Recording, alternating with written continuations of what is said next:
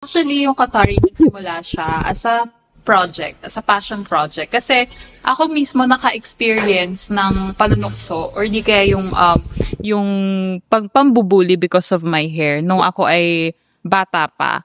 And ako rin, actually, Johnny, nagturo din ako sa elementary and elementary school. And isa sa mga na-observe ko talaga na concern sa mga bata ngayon is that they lack confidence. Sa market kasi ngayon, marami ng mga shampoo bars, marami ng mga personal care brands, pero merong gap between the textured hair market and the eco-friendly market.